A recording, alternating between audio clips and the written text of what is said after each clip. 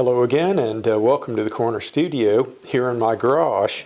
Today we're working on making a copper panel like this one that I can use with Repousse. And you see here we've got a Repousse that's been finished with a fish on it. So the copper panel actually starts out like this. It's basically copper sheeting that I just buy in a roll. And this copper sheeting is kind of an industrial supply. It's made for the home improvement and construction business. So it's not made for being an art supply, but that's how we use them here in the corner studio. You get a much bigger break starting off with a raw material like this that's made for the trades than you would trying to buy this as a finished panel from like an art store or a Repousse supply house. So today we're going to be working with 28 gauge, which is this taller roll, and 26 gauge, which is this shorter one. Now when these come in, I'll typically mark up in the corner there what gauge it is, because I tend to work in some different gauges. This one that we held up was actually 24 gauge, and 24 gauge is the typical weight that they use for flashing for houses. 26 is a little bit lighter weight, 28 even a little bit lighter than that. So you can actually feel a difference when you're working these different weight sheets, and I find that I have to be a little more careful when I'm working in 28 than I would be in 24 because of tear out. So you've got a thinner metal here and a little bit thicker metal here, and with the 24 a little bit thicker yet. The tools to do this with is actually quite minimal. We'll walk through it here in a minute, but the basic tools are 10 snips. I've got a square here, a regular carpentry square, and some measuring and marking tools. So what we'll do now is we'll get the overhead camera set up. I'll be right back. So our tools for this is pretty minimal actually. I showed you, I think, the carpenter square in the intro. We have a sanding block here with some 220 grit sandpaper that we'll use for grinding the edges a little bit. This is a little flat jewelry type anvil. We're going to use this for tapping the edges on the pieces that just need to be kind of crinkled down. The utility knife here is, I'll often just score a line which helps the tin snips as it's going through the material, kind of as a guide. I've got some marker pens here to mark my places on the copper rolls, and a measuring tape. So I think we're ready to get going. I'm going to clear off a little bit of this stuff out of the way so that we can roll out one of the copper sheets and get it marked. So I have off to the side here, away from the camera, some sizing that I need, and it's my intention today just to use up this one roll here. I think this is 4-inch wide. We'll just throw the tape measure on there. Yeah, 4 inches. So we'll unwind this. I'll put it off the edge of the table there where you can't see, and we're going to put the square on it just to help hold it down. In fact, that's what I often use the anvil for, is also just to hold the copper in place. And we'll just mark some of it. So the first piece that I was looking to cut, I wanted some shorter sections of 7 inches each, but I'm going to start with the longest piece. The longest piece I wanted to cut was going to be 14 inches, so we actually can just use the ruler here on the square. So I'll move it to 14 and we'll just mark it.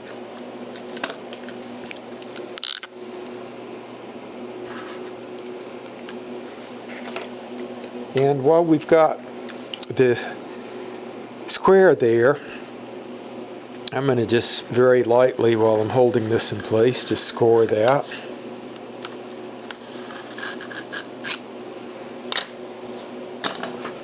So now we can get this one out of the way. Let's pull this line that we have here. cut it with the tin snips.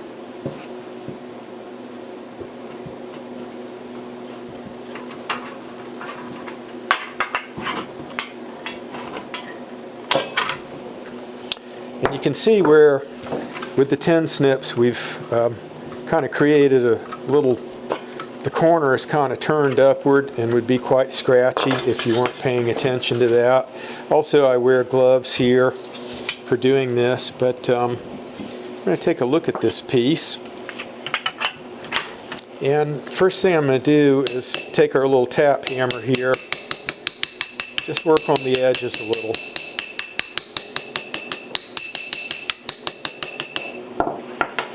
And I'll get the other side.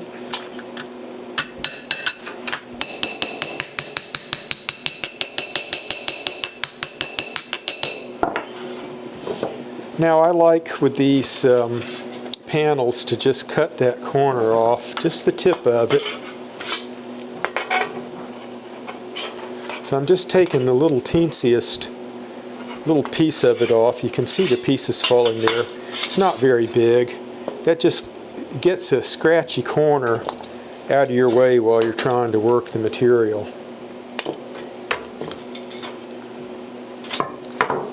And we take our piece of 220 sandpaper.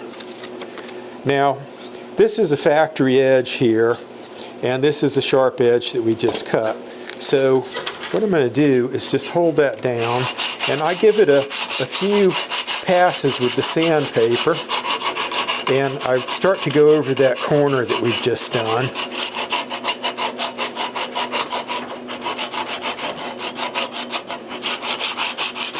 So I'm kind of sanding the top side of that, the edge, and then the bottom side of it, a few passes. And we do the other side.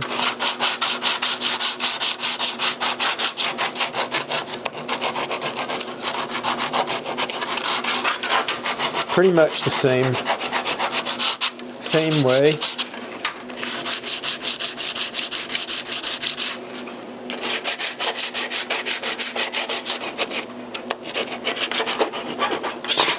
And I give this factory edge a little going over too.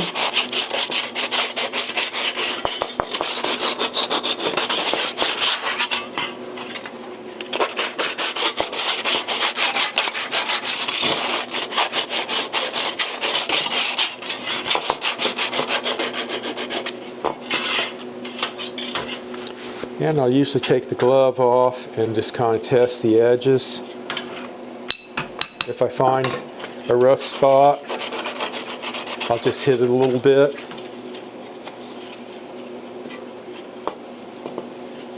And this piece is almost finished. What I do now is I go back and I kind of just, with my hands, just kind of work it a little bit to flatten it. I'm just kind of bending it against the direction that it's been kind of pre-bent when it was on that roll, and now I'm just kind of just forcing it ever so lightly. I'm not trying to, you know, put a fold in it, but we're just kind of bending it along a little bit. And what I tend to do is, off the camera, I will take the pieces like this, and you can see that one is almost already starting to lay flat, but I'll take my railroad tie anvil and I'll put a stack of these as I make them underneath here to help press this out and to keep the copper pieces flat. And after a time, this piece here, this particular piece, I mean, it would be ready to work for repousse right now, but I usually leave the anvil on it, and it kind of takes the last bit of that wanting to bend back into the curl shape out of it. So we've got one piece done. I'll work on the rest of the stack. Okay, so we've got some of the 6-inch stock laid out here. This is from the 28 gauge roll, and I was going to cut this piece at 14 inches. So we'll mark it there, get it scored. Move the piece down where we can get it in position here.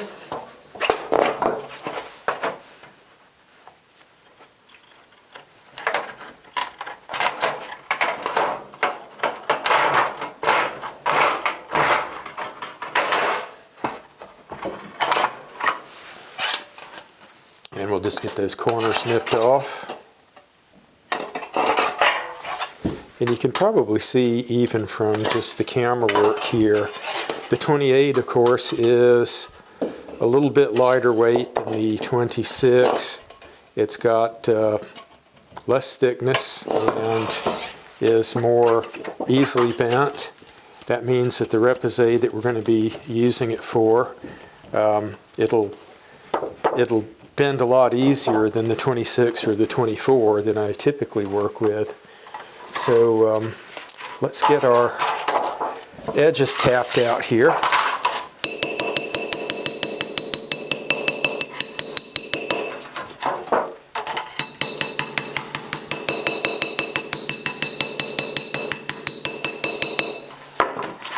And we'll get the sandpaper part of it done.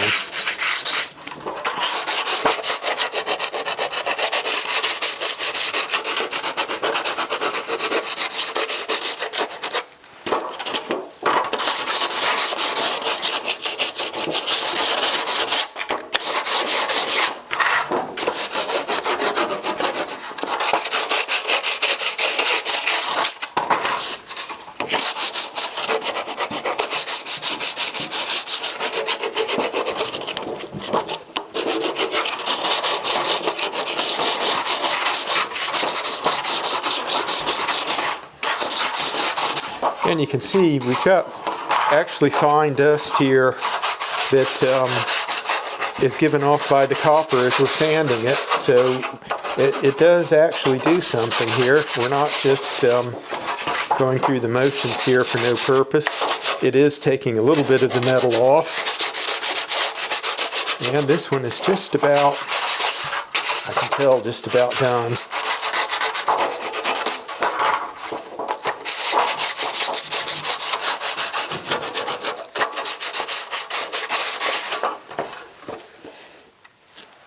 Alright, so it looks like we've gotten another one finished, and I'll put this one under the anvil to continue flattening out. It really looks, I could actually just pull this and start working with it. It wouldn't really matter because they bend around considerably when you're actually doing the repousse, but it's nice for them to be laying flat when I'm putting my preliminary sketch on them. I guess we're at the end of it today. I got a few more to cut, but I'm going to do those on my own, and I want to thank everybody for joining us today. Hope to see you again soon in another video. So till then, take care.